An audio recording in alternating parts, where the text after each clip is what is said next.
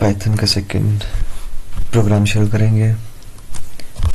Average calculate करेंगे और उस पर कंडीशंस अप्लाई करेंगे। हम इफ एल्स की कंपेयर करेंगे एवरेज को कैलकुलेट करने के बाद। स्टार्ट करते हैं।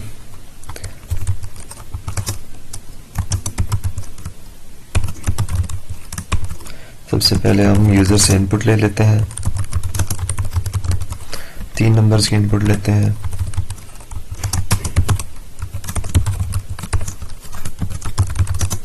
Enter second number,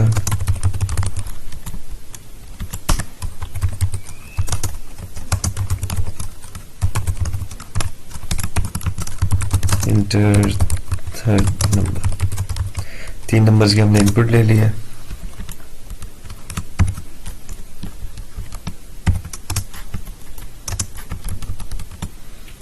सही है, 3 नंबर की इनपुट हो गई, यूजर से इनपुट ले ली। अब हम एवरेज कैलकुलेट करते हैं। एवरेज इज इक्वल टू तीनों को प्लस कर देते हैं, num1 plus num2 plus num3, उसको डिवाइड करते हैं 3 पे। एवरेज कैलकुलेट हो गई है। अब हम प्रिंट कर देते हैं एवरेज को। एवरेज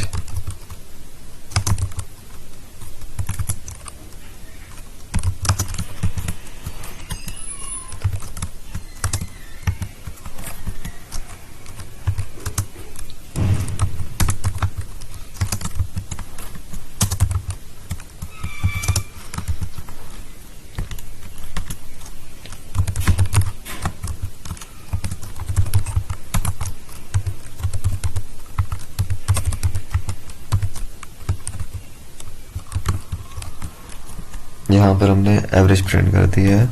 3 नंबर्स की एवरेज इतनी आई है। फिर अभी हम इफ एल्स की कंडीशन इस पे लगाएंगे, एवरेज को कंपेयर करेंगे। तो कंडीशन लगाते हैं if average is greater than equal to 90, तो हम कह देते हैं प्रिंट करो एक्सीलेंट। और अगर एल्स इफ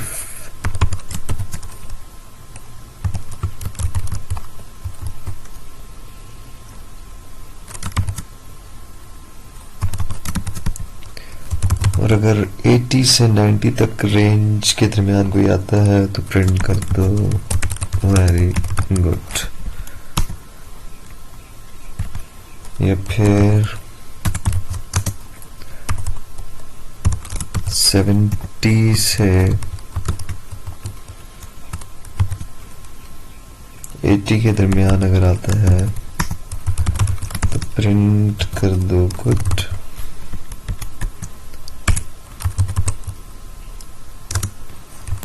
अगर 60 से 70 के दरमियान कोई आता है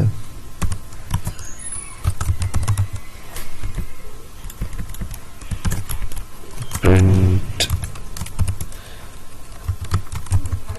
satisfactory।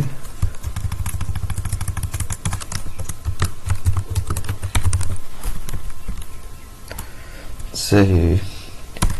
अगर इनमें से कुछ भी नहीं आता तो else print needs improvement। ये प्रोग्राम कंप्लीट हो गया है। इस प्रोग्राम में हुआ क्या है कि हमने यहाँ 3 नंबर्स की इनपुट लिया। First number, second number, third number. User से इनपुट ले ली, इंटीजर वैल्यूज, उसका एवरेज कैलकुलेट कर लिया।